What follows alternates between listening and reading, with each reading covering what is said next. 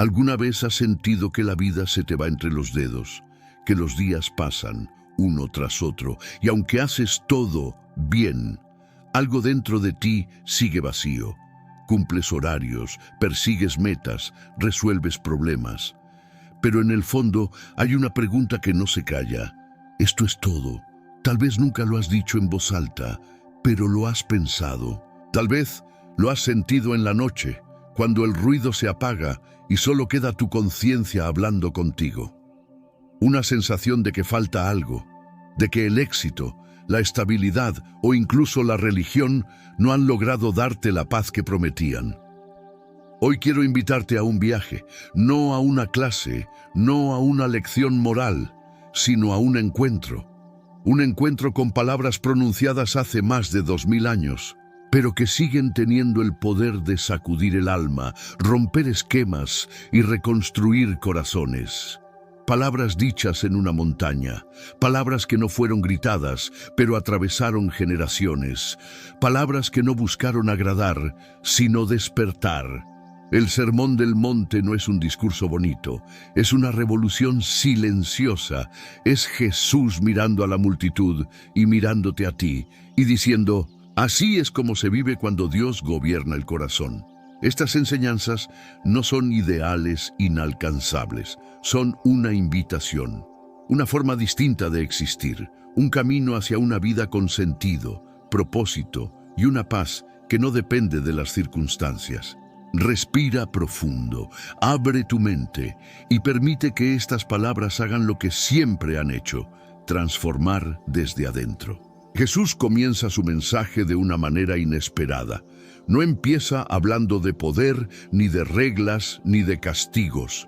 Empieza hablando de personas aparentemente frágiles, de gente que el mundo no aplaude. Felices los pobres en espíritu.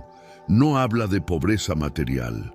Habla de aquellos que han reconocido algo fundamental, que no se bastan a sí mismos. Ser pobre en espíritu es dejar de fingir fortaleza delante de Dios. Es aceptar que, aunque el mundo te diga que puedes solo, tu alma sabe que necesita ayuda. Es mirar hacia adentro y admitir: sin Dios estoy incompleto. Vivimos en una cultura que idolatra la autosuficiencia. Nos enseñan a depender solo de nosotros, a no mostrar debilidad, a no pedir ayuda, pero Jesús da vuelta a esa lógica. Dice que la verdadera riqueza comienza cuando reconoces tu necesidad espiritual, cuando dejas de construir tu identidad sobre el orgullo y empiezas a edificarla sobre la gracia.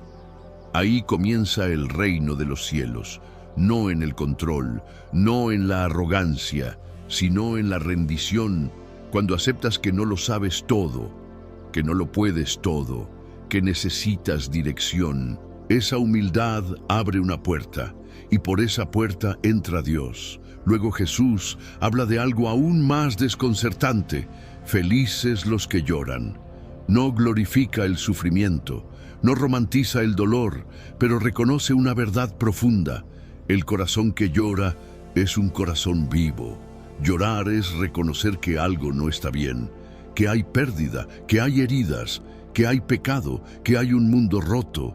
Hay lágrimas que nacen del dolor personal, y hay lágrimas que nacen cuando el alma despierta y ve la realidad espiritual. Jesús promete consuelo, no un consuelo superficial, no frases vacías, sino una presencia que sostiene cuando todo parece desmoronarse. Dios no huye del dolor humano, lo habita. Jesús lloró, Jesús sintió, Jesús cargó. Y cuando lloras delante de Él, no te juzga, te abraza. Ese consuelo no siempre elimina la prueba, pero transforma la forma en que la atraviesas, te fortalece, te restaura, te recuerda que no estás solo. Después, Jesús habla de la mansedumbre, una palabra incomprendida, una virtud subestimada. Ser manso no es ser débil, es tener fuerza bajo control, es poder responder con violencia y elegir la paz. Es tener razones para vengarte y optar por confiar en Dios. En un mundo que premia al agresivo, Jesús honra al manso. porque la mansedumbre nace de la seguridad interior, de saber quién eres, de saber en quién confías. Los mansos heredarán la tierra, no porque la conquisten a golpes, sino porque caminan alineados con los propósitos eternos. Luego Jesús habla de un deseo intenso, hambre y sed de justicia, no de justicia selectiva, no de justicia conveniente, sino de una justicia que nace del corazón de Dios. Es ese anhelo profundo de que lo correcto prevalezca, de que la verdad no sea negociable, de que la bondad tenga la última palabra. Ese deseo no deja indiferente, te mueve, te incomoda, te empuja a actuar. Y Jesús promete saciedad. No porque el mundo se vuelva perfecto de inmediato, sino porque Dios satisface al corazón que busca vivir conforme a su verdad. Después viene una de las bienaventuranzas más desafiantes. Felices los misericordiosos. La misericordia no es debilidad, es valentía. Es amar cuando sería más fácil endurecerse. Es perdonar cuando el orgullo pide venganza. La misericordia nace cuando recuerdas cuánta gracia has recibido tú, cuando entiendes que todos fallamos, que todos necesitamos perdón, y en ese flujo de dar misericordia, recibes misericordia, no como moneda de cambio, sino como reflejo del corazón de Dios obrando en ti. Luego Jesús habla del corazón limpio, no de apariencia, no de religiosidad externa. Habla de integridad interior, de coherencia entre lo que piensas, sientes y haces. Un corazón limpio ve a Dios, no solo en el futuro, lo ve ahora, en lo cotidiano, en lo simple. La pureza no es perfección, es dirección. Es volver una y otra vez a Dios para que Él siga limpiando, renovando, transformando. Después Jesús dice algo poderoso: felices los que trabajan por la paz. No los que evitan conflictos, sino los que construyen reconciliación, los que sanan relaciones, los que buscan unir en lugar de dividir. Ser pacificador es parecerse a Dios, porque Dios reconcilió al mundo consigo mismo. Y entonces Jesús habla de persecución, porque vivir así tiene un costo. No todos celebrarán tu forma de vivir, no todos entenderán tus decisiones, pero hay una promesa: el reino de los cielos pertenece a quienes permanecen fieles. Jesús continúa y dice que somos sal y luz, no para escondernos, no para mimetizarnos, sino para influir. La sal preserva, la luz revela. Cuando vives según estos principios, tu vida se convierte en un mensaje. Luego Jesús va aún más profundo. No se conforma con cambiar conductas, va a la raíz. Habla del enojo, del rencor, de lo que se gesta en el interior antes de estallar afuera. Habla de la reconciliación como prioridad espiritual, de resolver conflictos, de no permitir que el resentimiento eche raíces. Habla del deseo, de la mirada, del corazón, no para condenar, sino para sanar. Jesús no solo señala el problema, ofrece transformación. Habla de honestidad, de palabras que no necesitan juramentos porque están respaldadas por integridad. Habla de amar a los enemigos, de orar por quienes hieren, de romper ciclos de odio. Esto no es natural, es sobrenatural, y solo es posible cuando el corazón ha sido transformado. El Sermón del Monte no es una lista imposible, es una descripción de una vida rendida a Dios. No se trata de esforzarte más, se trata de permitir que Dios gobierne más. Si has llegado hasta aquí, no es casualidad. Algo dentro de ti está despertando. Estas palabras no buscan impresionarte, buscan transformarte. La invitación sigue vigente, el camino sigue abierto. Y la pregunta final no es qué opinas del Sermón del Monte, sino qué vas a hacer con él. Y ahora, déjame llevarte más adentro, porque lo que acabamos de recorrer apenas fue la puerta. El Sermón del Monte no es un texto para admirar. Es un espejo que te revela sin anestesia lo que está pasando dentro de ti, y a la vez es una escalera. te muestra cómo subir cuando te sientes estancado. Piensa por un momento en esto. La mayoría de personas viven intentando controlar lo externo, controlar el dinero, controlar la imagen, controlar la reputación, controlar el futuro, controlar lo que otros piensan. Y sin darse cuenta, lo interno se vuelve una habitación olvidada, la mente llena de ruido, el corazón lleno de tensiones, el alma llena de cansancio. Jesús hace lo contrario. No empieza por lo de afuera, empieza por lo que nadie ve, porque cuando lo invisible cambia, lo visible cae en su lugar. Por eso sus palabras se sienten como una cirugía del alma, no porque duelan por gusto, sino porque curan donde nadie estaba mirando. Y aquí viene algo importante. Estas enseñanzas no están escritas para gente perfecta, están dichas para gente real, personas con historia, personas con culpa, personas con heridas, personas cansadas, personas confundidas, personas que creen, pero a veces no saben cómo vivir lo que creen. Jesús se sienta, mira a la multitud y no les habla como quien entrega un sermón desde arriba. Les habla como quien conoce el peso de la vida, como quien entiende la ansiedad, como quien sabe lo que es ser tentado, como quien comprende el dolor, como quien sabe lo que es tener hambre, ser incomprendido, ser atacado, ser traicionado, y entonces empieza a construir algo en ellos. No una fachada religiosa, sino una vida nueva. La primera gran tensión del Sermón del Monte es esta. El reino de Dios no funciona como el reino del mundo. Y esa idea parece simple, hasta que te das cuenta de que tú, yo, todos, llevamos el mundo metido dentro, en la forma de reaccionar, en la forma de hablar, en la forma de juzgar, en la forma de competir, en la forma de proteger el ego. Por eso Jesús no solo enseña, Jesús desprograma. Porque tú puedes saber versículos y seguir esclavo del enojo. Tú puedes cantar canciones y seguir consumiéndote por la ansiedad. Tú puedes ir a una iglesia y aún así vivir con el corazón lleno de resentimiento. Y Jesús no está satisfecho con una vida dividida, apariencia por fuera, tormenta por dentro. Él quiere integridad, quiere libertad, quiere paz real, no esa paz frágil que se rompe cuando alguien te contradice, no esa paz barata que depende de que todo salga como planeaste. Habla de una paz que sobrevive al caos. Y aquí la narrativa cambia, porque Jesús hace algo que al principio muchos no notan. Pone el listón tan alto que nadie puede presumir, y al mismo tiempo abre una puerta tan amplia que nadie queda fuera si decide entrar. Cuando Jesús dice que no vino a abolir la ley, sino a cumplirla, nos está diciendo algo doble.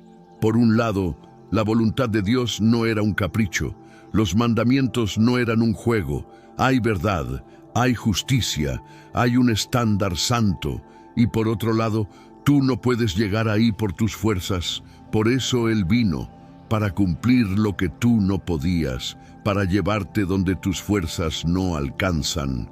Jesús no está rebajando la santidad, está ofreciéndote una transformación que nace de la gracia, pero entonces llega el golpe directo.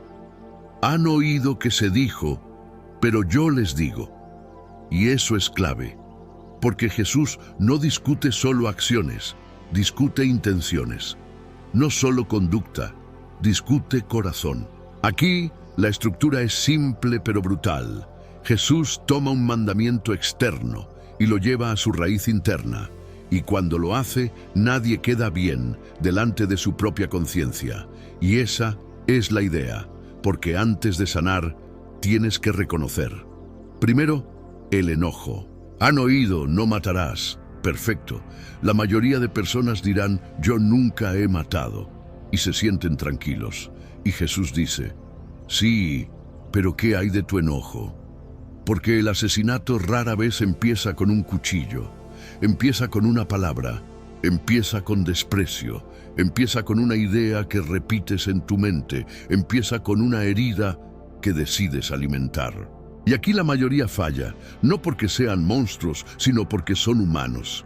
porque el corazón herido busca venganza, aunque sea en silencio, porque el ego golpeado quiere recuperar control, porque la frustración acumulada quiere salir disparada. Y Jesús te mira y te dice: tu enojo no es un detalle pequeño, no cuando se convierte en identidad, no cuando se convierte en hábito, no cuando se convierte en veneno, porque hay enojos que pasan. Y hay enojos que se quedan, y los que se quedan se convierten en resentimiento, y el resentimiento en amargura, y la amargura en dureza, y la dureza en frialdad espiritual, y sin darte cuenta, ya no te conmueve nada, ya no te quebranta nada, ya no te mueve el amor, solo reaccionas. Jesús no te dice esto para humillarte, te lo dice para despertarte. Y luego suelta una instrucción que parece exagerada, pero es medicina. Si vas a adorar y recuerdas que tienes un conflicto, ve y reconcíliate. No porque Dios sea caprichoso, sino porque Dios no quiere que uses la espiritualidad como maquillaje para evitar tu responsabilidad. Porque es fácil orar y seguir guardando rencor. Es fácil alabar y seguir despreciando a alguien. Es fácil servir y seguir lastimando con palabras. Y Jesús no quiere eso. Él quiere que seas libre. Y la libertad empieza cuando dejas de justificar lo que te está destruyendo. Piensa en esto. ¿Cuánta energía te roba un conflicto no resuelto? ¿Cuántas noches te roba? ¿Cuánta paz te roba? ¿Cuántas decisiones te contamina? ¿Cuántas relaciones te arruina? Incluso las que no tienen nada que ver. El enojo no resuelto es como fuego que no se apaga, y no solo quema al otro, te quema a ti. Por eso Jesús dice: resuélvelo rápido, no dejes que crezca, no le des comida, no lo conviertas en un monstruo. Y aquí viene algo fuerte. Hay personas que creen que perdonar es hacer como si nada pasó. No, perdonar no es negar el daño. Perdonar es soltar el derecho a vengarte, es decir, esto me hirió, pero no voy a convertir mi vida en una prisión por esto. Es entregarle a Dios lo que no puedes cargar. Porque el perdón no siempre cambia al otro, pero siempre te cambia a ti. Y justo cuando crees que ya entendiste, Jesús profundiza más. Porque después del enojo habla del deseo. Han oído: no cometerás adulterio. Otra vez muchos dirían: yo no lo hice. Y Jesús dice: sí, pero ¿qué miras? ¿Qué alimentas? ¿Qué fantasías? ¿Qué justificas? Él no está hablando como un moralista frío. Está hablando como un libertador que sabe que el pecado seduce antes de atrapar, sabe que la caída empieza en la imaginación, sabe que lo que alimentas crece, sabe que lo que repites te forma, sabe que lo que toleras te esclaviza. Y aquí Jesús no te deja sin salida, no te deja en culpa, te da una estrategia: sé radical con lo que te arrastra. No literal, no violencia contra ti mismo, sino determinación. Cortar hábitos, cambiar rutas, bloquear puertas, tomar decisiones incómodas por amor a tu alma, porque tú no caes de la nada, tú caes por acumulación, por pequeñas concesiones, por no pasa nada, por solo una vez, por nadie se entera, por me lo merezco. Y el enemigo de una vida pura no siempre es un gran pecado. A veces es una pequeña permisividad diaria. Jesús te llama a otra cosa, a vivir entero, a que tu corazón no sea un campo dividido. Y si esto te incomoda, déjame decirte algo, es buena señal, porque la incomodidad es el lenguaje del despertar. El corazón muerto no se incomoda, el corazón vivo sí. Luego Jesús habla de algo que parece simple, pero es un terremoto social: la palabra. Él dice: no jures, no uses juramentos para parecer confiable. Sé confiable, que tú sí seas sí y tú no sea no. ¿Te das cuenta de la profundidad? Jesús está atacando el corazón de la manipulación. porque muchas veces cuando una persona exagera promesas es porque quiere controlar la reacción del otro, quiere que le crean, quiere que le compren, quiere que le perdonen, quiere que le den otra oportunidad y usa palabras grandes con una vida pequeña detrás. Y Jesús dice: vive de tal manera que no necesites adornar la verdad. Vive con integridad, vive con coherencia, vive de forma tan transparente que tu palabra tenga peso. Imagínate una comunidad donde la gente no miente para impresionar, donde no exagera para ganar, donde no jura para manipular, donde no promete para salir del paso. Una comunidad así sería un milagro social, y ese es el reino de Dios. Personas que se parecen a su Rey. Después, Jesús entra en una de las enseñanzas más malinterpretadas: resistir al mal. Algunos lo toman como déjate pisotear. Pero Jesús no está promoviendo cobardía. Está desarmando el ciclo de venganza, porque el mundo funciona así. Me hieres, te hiero, me atacas, te atacó, me humillas, te humillo, y esa cadena nunca termina. Genera generaciones de odio, familias divididas, amistades rotas, sociedades enfermas. Jesús propone algo que parece imposible: romper la cadena con bien. Poner la otra mejilla no es permitir abuso, es negarte a jugar el juego del odio, es elegir una respuesta distinta, es decir, no me vas a convertir en alguien que yo no quiero ser. Y entonces llega el punto más alto, el más radical, el que separa admiradores de discípulos: amar al enemigo, no amar al que me cae mal, amar al enemigo real, al que te dañó, al que te traicionó, al que habló mal de ti, al que te arruinó una etapa, al que te quitó algo, al que fue injusto. Jesús no dice siente amor, dice actúa con amor y luego ora por él. Porque orar por alguien cambia algo dentro, te rompe la dureza, te reordena el corazón, te saca del lugar de juez, te lleva al lugar de hijo. Y aquí viene el secreto: Jesús no está protegiendo al enemigo, te está protegiendo a ti, porque si no aprendes a amar, el odio te gobierna. Y si el odio te gobierna, nunca serás libre. Y entonces Jesús muestra la razón. Dios hace salir el sol sobre buenos y malos. Dios da lluvia a justos e injustos. En otras palabras, Dios no ama por mérito, ama por naturaleza. Y tú estás llamado a reflejar esa naturaleza.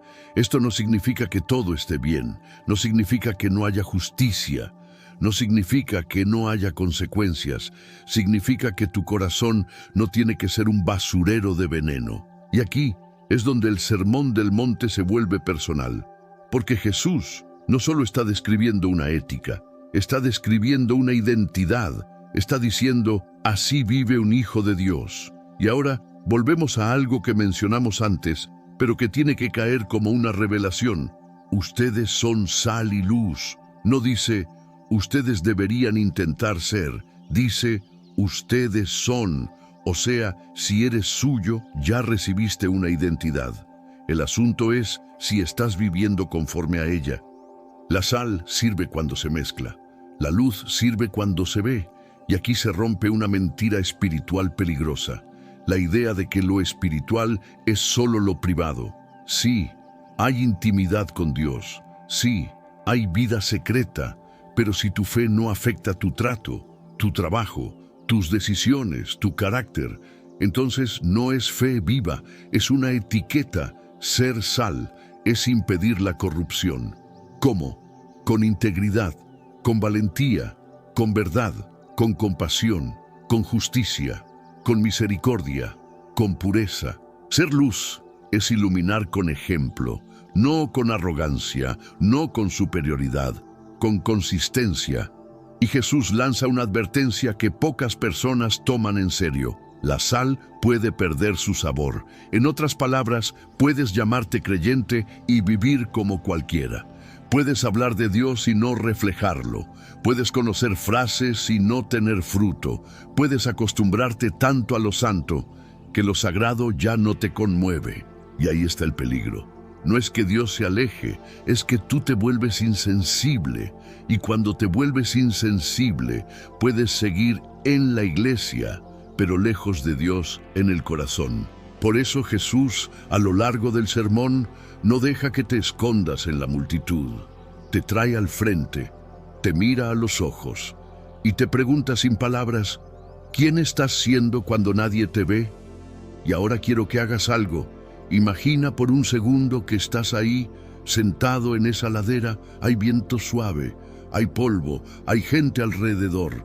Y Jesús habla, y cada frase cae como una piedra en el agua, hace ondas, y esas ondas llegan a ti.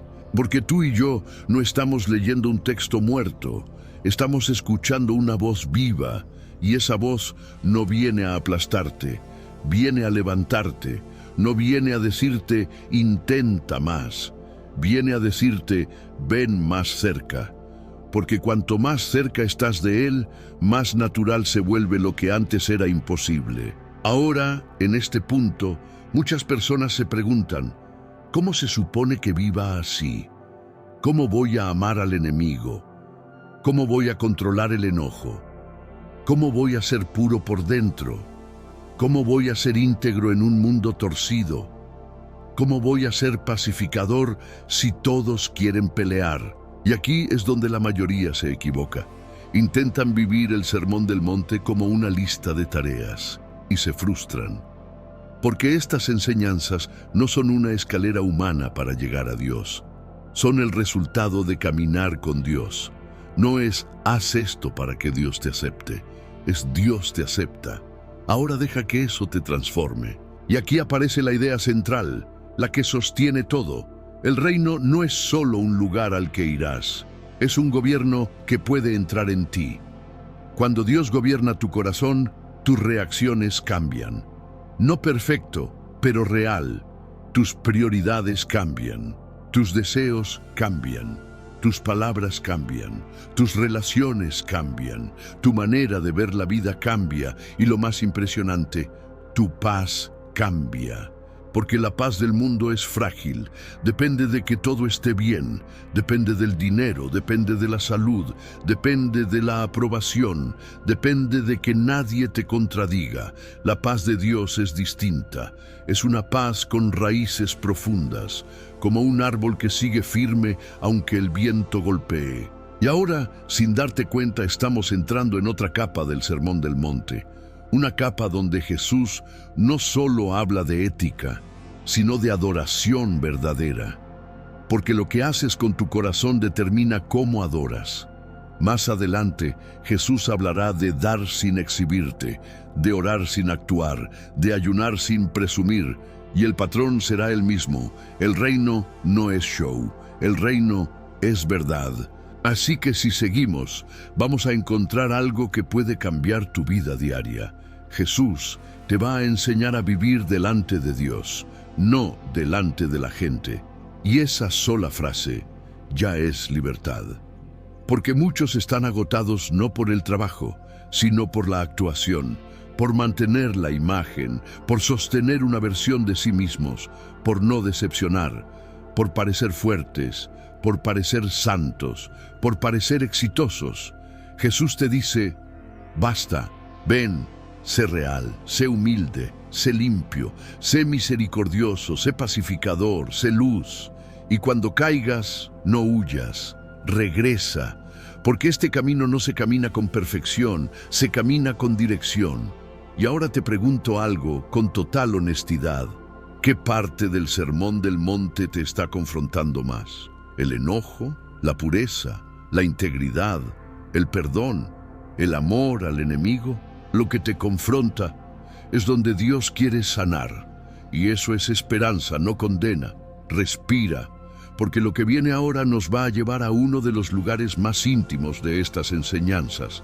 La vida secreta con Dios, la oración que cambia el alma, la ansiedad que se rompe y el corazón que aprende a confiar. Y cuando entremos ahí, Vas a entender por qué millones han encontrado paz en estas palabras cuando todo alrededor se derrumba. Ahora entramos en una de las zonas más sensibles del alma humana. Aquí Jesús deja de hablar solo de cómo te relacionas con los demás y empieza a revelar cómo te relacionas contigo mismo cuando nadie te ve, cuando no hay aplausos, cuando no hay testigos, cuando no hay escenario. Aquí el sermón del monte se vuelve íntimo, incómodo, profundamente liberador. Jesús sabe algo que muchas personas no quieren aceptar. Gran parte de nuestro cansancio espiritual no viene del pecado escandaloso, sino de la actuación constante, de vivir para ser vistos, de medir nuestra valía por la reacción ajena, de buscar aprobación como si fuera oxígeno. Por eso, cuando empieza a hablar de dar, de orar y de ayunar, no critica las prácticas, critica la motivación, porque puedes hacer cosas espirituales con un corazón completamente desconectado de Dios. Y Jesús es claro, hay una recompensa que viene de la gente y hay una recompensa que viene del Padre, y no son la misma cosa. Cuando das para que te vean, ya recibiste tu pago. Cuando oras para impresionar, ya recibiste tu pago. Cuando ayunas para aparentar santidad, ya recibiste tu pago, y ese pago es frágil, es aplauso momentáneo, es validación superficial, es fama pequeña y se evapora rápido. Pero Jesús te invita a algo distinto, una vida vivida delante del Padre, no delante de la multitud, no delante del algoritmo, no delante del qué dirán, delante de Dios. Y aquí aparece una de las frases más poderosas y menos comprendidas del Sermón del Monte: tu Padre que ve en lo secreto. Eso cambia todo. Porque si Dios ve en lo secreto, entonces tu valor no depende de ser visto por otros. Si Dios ve en lo secreto, entonces tu obediencia no necesita escenario. Si Dios ve en lo secreto, entonces tu vida interior importa más que tu imagen exterior. Y esto es profundamente sanador para personas cansadas de aparentar. Jesús no está diciendo, escóndete. Está diciendo, sé real. Porque la espiritualidad auténtica nace cuando nadie te aplaude. Aquí Jesús rompe otra ilusión peligrosa, la idea de que mientras más público es algo, más espiritual es. No, muchas veces es al revés. Lo más profundo ocurre en silencio. Y entonces, como si supiera que todos tenemos una pregunta escondida, Jesús enseña a orar. No una oración mecánica, no una fórmula mágica, no un discurso religioso. Enseña una oración que reordena el alma y antes de enseñarla hace algo clave: redefine tu relación con Dios. No dice, oren a un juez distante. No dice, oren a una fuerza impersonal. Dice, oren así, Padre nuestro.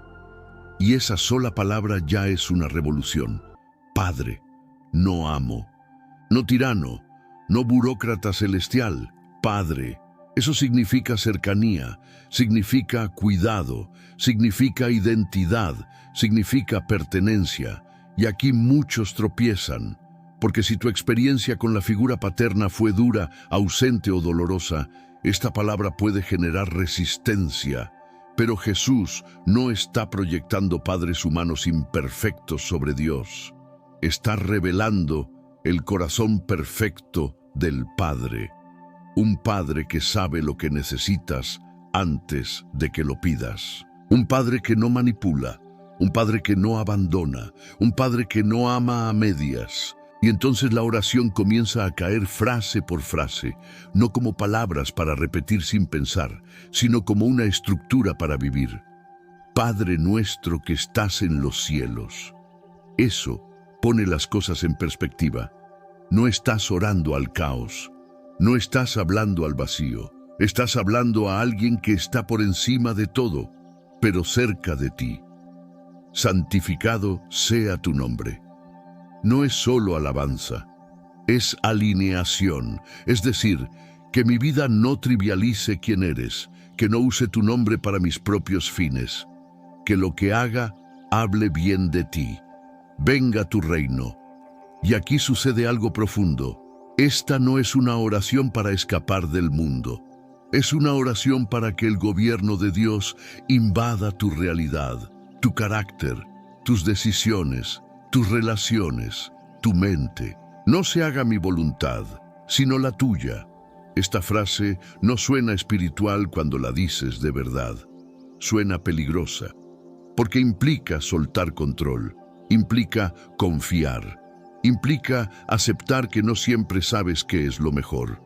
Pero también es la frase que libera, porque gran parte de tu ansiedad viene de querer controlar lo que no puedes. Danos hoy el pan de cada día.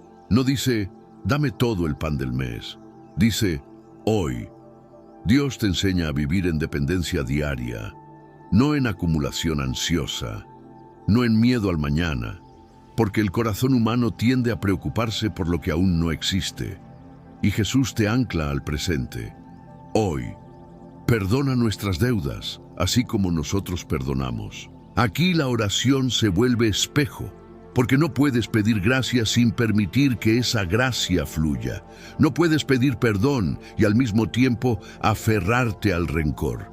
Y no porque Dios sea cruel, sino porque el perdón no es compatible con un corazón endurecido. No nos dejes caer en tentación. No es negar la debilidad, es reconocerla. Es decir, no soy tan fuerte como aparento. Necesito ayuda. Y eso, otra vez, es humildad. Y la humildad siempre abre la puerta al poder de Dios. Jesús termina esta sección dejando claro algo. La oración no es para convencer a Dios, es para transformarte a ti, para recordarte quién eres, para recordarte quién gobierna, para reordenar tu interior. Y entonces, sin darte cuenta, Jesús toca uno de los temas más universales y más silenciosos, la ansiedad. Porque puede que no estés en guerra, puede que no estés enfermo, puede que no estés en crisis financiera y aún así vivas tenso, preocupado, cargado, con la mente corriendo sin parar. Jesús lo sabe y por eso dice, no se afanen, no como un regaño, como una invitación. Él no minimiza tus necesidades, habla del alimento, habla de la ropa, habla del futuro, pero te muestra algo. La preocupación no añade nada bueno, no alarga la vida, no soluciona el problema, no te hace más responsable, solo te roba el presente. Y entonces Jesús hace algo genial, te apunta a lo simple. Mira las aves, no tienen graneros, no hacen planes a 20 años y aún así viven. Mira los lirios, no se esfuerzan por impresionar y aún así son vestidos con belleza. Jesús no te está diciendo, sé irresponsable, te está diciendo, confía. Porque hay una diferencia enorme entre previsión y preocupación. La previsión actúa con sabiduría, la preocupación paraliza con miedo. Y aquí Jesús toca el núcleo del problema. ¿En qué confías realmente? Porque la ansiedad revela el lugar donde no confías en Dios. Revela el área donde sientes que todo depende de ti. Revela el miedo que no has querido enfrentar. Jesús no te promete que nunca tendrás problemas. Te promete que no tienes que enfrentarlos solo. Y entonces dice algo que cambia la jerarquía interna. Busquen primero el reino de Dios, no después, no cuando todo esté resuelto. Primero. Porque cuando Dios ocupa el centro, todo lo demás se ordena alrededor. No mágicamente, pero sabiamente. Muchos viven agotados porque ponen a Dios como complemento. Jesús te invita a ponerlo como fundamento. Y luego llega otra advertencia poderosa, el juicio. No en el sentido final, sino en el juicio cotidiano, ese hábito silencioso de evaluar, etiquetar y condenar a otros. Jesús no dice, no disiernas, dice, no juegues a ser Dios. Porque cuando te obsesionas con las fallas ajenas, te distraes de tu propia transformación. Y aquí aparece la famosa imagen, la viga y la mota. Es casi irónica, casi humorística, pero profundamente real. Ver la falla pequeña del otro mientras ignoras la propia es una señal de ceguera espiritual. Y Jesús no quiere que vivas así. Quiere que seas humilde, quiere que seas consciente, quiere que seas restaurador, no acusador, porque el reino de Dios no avanza con dedos señalando, sino con manos extendidas. Y entonces, casi al final, Jesús plantea una imagen que resume todo el sermón: 2 caminos, 2 puertas, 2 casas, una puerta ancha, cómoda, popular, fácil, y una puerta estrecha, incómoda, solitaria, difícil. Y aquí Jesús no está siendo cruel, está siendo honesto, porque el camino del reino no es masivo, no es el que elige la mayoría, no es el que se adapta al mundo, es el que transforma al que lo camina. Y luego habla de 2 constructores. Uno construye sobre arena, otro sobre roca. Ambos oyen las palabras, ambos construyen, ambos parecen iguales, hasta que llega la tormenta. Y la tormenta llega para todos. No preguntas si crees, no preguntas si oras, no preguntas si sabes versículos, golpea y ahí se revela todo. La casa sobre arena cae, no porque era pequeña, no porque no se veía bien, sino porque no tenía profundidad. La casa sobre roca permanece, no porque nunca fue golpeada, sino porque estaba bien fundada. Y aquí está la conclusión silenciosa del Sermón del Monte. No basta con escuchar, hay que vivirlo. No basta con admirar a Jesús, hay que seguirlo. No basta con emocionarse, hay que obedecer. No basta con saber, hay que practicar. Y la multitud se queda en silencio, porque Jesús no habló como los maestros de su tiempo, habló con autoridad, no porque gritara, sino porque vivía lo que decía. Y ahora, 2000 años después, ese mismo mensaje te alcanza, no para condenarte, no para aplastarte, sino para invitarte a una vida menos ansiosa, a una fe menos superficial, a un amor más valiente, a una paz más profunda. El Sermón del Monte no te promete una vida fácil, te promete una vida firme. Y la pregunta final sigue siendo la misma: ¿sobre qué estás construyendo? Y ahora quiero que hagas algo muy simple, pero muy profundo. Deja de leer esto como información y empieza a escucharlo como una conversación directa con tu conciencia, porque el Sermón del Monte no fue pronunciado para llenar cuadernos, sino para vaciar corazones de peso innecesario, para quitar capas, para desmontar mentiras internas que aprendimos a llamar normal. La verdad es esta: muchas personas no están viviendo mal, pero tampoco están viviendo plenamente. Sobreviven, funcionan, cumplen, pero no descansan, no disfrutan, no confían, no se sienten completos. Y Jesús, con este mensaje, no vino a crear más carga espiritual, vino a quitarla.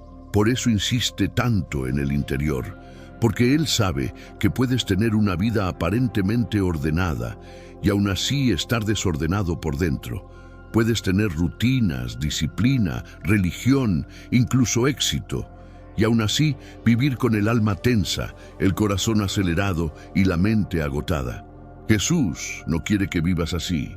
Cuando Él habla del tesoro, por ejemplo, no está hablando de dinero solamente. Está hablando de enfoque, de aquello que ocupa tu atención constante, de eso que, si se pierde, sientes que tu mundo se derrumba. Porque donde está tu tesoro, ahí está tu corazón. Y donde está tu corazón, ahí está tu energía. Y donde está tu energía, ahí se va tu vida. Y aquí Jesús no te acusa, te alerta, porque puedes construir toda tu identidad alrededor de algo frágil, algo que se puede perder, algo que no depende de ti, algo que cambia, algo que se rompe. Y cuando eso ocurre, la ansiedad aparece. El miedo se dispara, el control se vuelve obsesión. Por eso Jesús habla del ojo como lámpara del cuerpo. No es un tema visual, es un tema de enfoque interno, de qué alimentas, de qué miras con deseo, ¿De qué contemplas con obsesión? Porque lo que entra por la atención termina moldeando el alma. Y aquí hay una verdad incómoda. No todo lo que consumes es neutral. No todo lo que miras te deja igual. No todo lo que toleras es inofensivo. Jesús no dice esto para aislarte del mundo. Lo dice para proteger tu claridad interior. Porque una mente saturada pierde discernimiento. Un corazón dividido pierde dirección. Y entonces Jesús toca un punto que a muchos les incomoda profundamente. No se puede servir a dos señores. No dice, es difícil, dice, es imposible. Porque tarde o temprano uno gobierna, uno decide, uno manda. O Dios gobierna tu vida, o algo más lo hará. El dinero, la aprobación, el miedo, el ego, el pasado, el dolor, el deseo. Siempre hay un trono. La pregunta no es si tienes uno. La pregunta es quién está sentado ahí. Y aquí Jesús no está demonizando las cosas materiales. Está señalando el peligro de poner tu seguridad en algo que no puede sostenerte cuando más lo necesitas. Porque el dinero promete seguridad, pero no garantiza paz. La fama promete reconocimiento, pero no garantiza identidad. El control promete estabilidad, pero no garantiza descanso. Solo Dios puede darte una paz que no dependa de las circunstancias. Por eso Jesús vuelve al tema de la ansiedad, porque Él sabe que este es el idioma silencioso del alma moderna. Ansiedad no siempre significa pánico, a veces significa inquietud constante. Pensar demasiado, anticipar escenarios, imaginar problemas que aún no existen. Y Jesús no te dice, no te preocupes, como quien minimiza, te dice, mira a tu Padre. Porque la ansiedad crece cuando sientes que todo depende de ti. Y se reduce cuando recuerdas que no estás solo sosteniendo el mundo. Aquí hay algo muy profundo. Preocuparse no es lo mismo que ser responsable. De hecho, muchas personas confunden ansiedad con responsabilidad y por eso la defienden. Pero Jesús separa ambas cosas. La responsabilidad actúa, la ansiedad se adelanta, la responsabilidad planea. La ansiedad imagina catástrofes, la responsabilidad confía mientras hace, la ansiedad hace sin confiar. Y Jesús te invita a una vida donde haces lo que te corresponde y descansas en Dios con lo que no controlas. Y ahora, casi sin darte cuenta, Jesús empieza a cerrar el sermón, pero no lo hace con una frase suave, lo hace con una advertencia amorosa. Porque Él sabe que muchos escucharán y pocos aplicarán. Muchos dirán, qué hermoso. Muchos dirán, qué profundo. Muchos dirán, qué inspirador. Pero luego volverán a vivir igual. Y Jesús no quiere que seas un oyente emocionado. Quiere que seas una persona transformada. Por eso habla de falsos frutos, de árboles que parecen buenos, pero no lo son, porque el fruto revela la raíz, siempre, no lo que dices, no lo que aparentas, no lo que publicas, lo que produces. Y aquí viene una de las frases más sobrias de todo el Sermón del Monte: por sus frutos los conocerán. No por su discurso, no por su carisma, no por su popularidad, por su fruto. Y aquí Jesús está hablando de coherencia, de vidas que reflejan lo que dicen creer, de personas que no son perfectas, pero son auténticas, que no fingen santidad, pero caminan en transformación. Y entonces llega el momento más fuerte, el que sacude cualquier seguridad falsa. Muchos me dirán, Señor, Señor, gente religiosa, gente activa, gente involucrada, gente que hizo cosas en su nombre. Y aún así, Jesús dice, no los conocí. ¿Por qué? Porque nunca se trató de actividad, se trató de relación. Nunca se trató de hacer cosas para Dios, se trató de vivir con Dios. Aquí se rompe una mentira peligrosa. Puedes hacer cosas espirituales sin estar espiritualmente conectado. Puedes hablar de Dios sin caminar con Él. Puedes servir sin rendirte. Y Jesús no busca empleados, busca hijos. Por eso vuelve a la imagen final, la casa, 2 personas, 2 decisiones, 2 destinos. Ambos escucharon, ambos tuvieron oportunidad, ambos construyeron. La diferencia no fue la tormenta llegó para los 2. La diferencia fue el fundamento. Y aquí es donde el Sermón del Monte deja de ser historia y se vuelve personal. Porque tú estás construyendo algo, todos lo estamos haciendo. Día tras día, decisión tras decisión, reacción tras reacción. La pregunta no es si estás construyendo, la pregunta es sobre qué. Si construyes sobre aprobación, caerás cuando te critiquen. Si construyes sobre control, caerás cuando algo se salga del plan. Si construyes sobre dinero, caerás cuando falte. Si construyes sobre una persona, caerás cuando falle.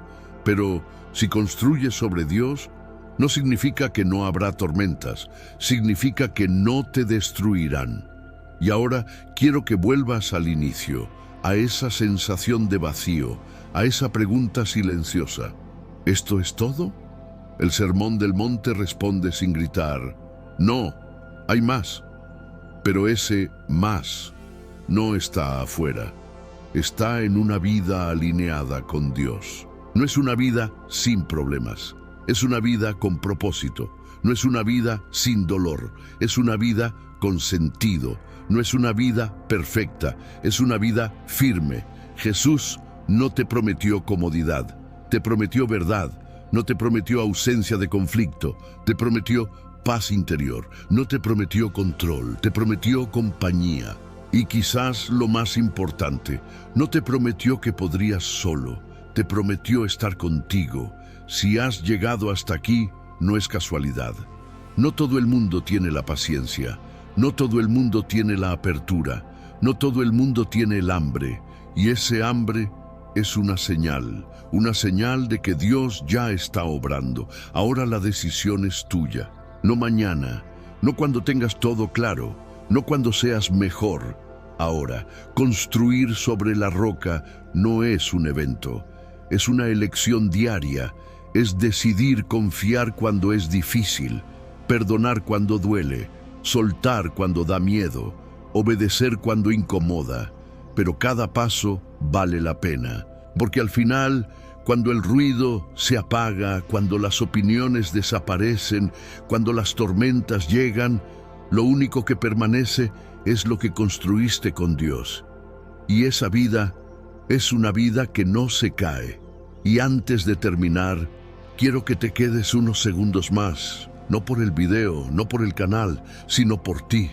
Porque si algo hizo el Sermón del Monte, fue ponerte frente a una verdad imposible de ignorar. La vida no se trata solo de existir, sino de cómo eliges vivir por dentro. Jesús no habló para entretener a una multitud. Habló para despertar conciencias, para romper automatismos, para sacudir corazones dormidos. Estas palabras no fueron dichas para personas especiales, sino para personas comunes que querían algo más que sobrevivir. Personas que estaban cansadas de una fe superficial. Personas que sentían que Dios tenía que ser algo más que reglas, miedo o rutina. Y hoy, siglos después, ese llamado sigue vivo. Tal vez mientras escuchabas este mensaje, sentiste paz. Tal vez sentiste incomodidad, tal vez sentiste convicción, tal vez sentiste esperanza. Sea lo que sea que haya despertado en ti, no lo ignores, porque Dios suele hablar justo ahí, en ese punto donde algo se mueve por dentro y no sabes explicarlo del todo. El Sermón del Monte no te pide perfección, te pide dirección. No te pide que lo hagas todo bien, te pide que camines con Dios. No te pide que seas alguien que no eres. Te invita a ser quien fuiste creado para ser. Una persona con un corazón humilde, con hambre de justicia, con misericordia real, con pureza interior, con valentía para amar, con fe para confiar, con paz en medio del caos. Eso no se construye en un día, se construye paso a paso. Y cada vez que vuelves a estas enseñanzas, algo se ordena, algo se aclara, algo se sana. Si has llegado hasta aquí, quiero decírtelo con total honestidad. No es casualidad. La mayoría se queda en lo superficial. Tú decidiste profundizar, y eso dice mucho de tu corazón. Ahora, si este mensaje te habló, si sentiste que algo se alineó dentro de ti, si estas palabras te acercaron aunque sea un poco más a Dios, te invito a algo muy simple pero muy poderoso. Dale like a este video, porque cada like ayuda a que este mensaje llegue a alguien más que lo necesita justo ahora. Suscríbete al canal, no por compromiso, sino para seguir caminando juntos. Aquí no buscamos perfección, buscamos crecimiento. No buscamos apariencia, buscamos transformación real. Y si quieres, escribe en los comentarios una frase sencilla. Estoy más cerca de Dios. No para nosotros, para ti. Como una declaración, como un recordatorio, como un punto de partida. Gracias por quedarte hasta el final. Gracias por abrir tu corazón. Gracias por tomarte en serio tu vida espiritual. Recuerda esto. Dios no terminó contigo. Lo mejor no quedó atrás. El reino de Dios no es solo una promesa futura, es una realidad que puede empezar hoy, aquí, ahora, dentro de ti. Nos vemos en el próximo video. Sigue caminando, sigue buscando, sigue construyendo sobre la roca.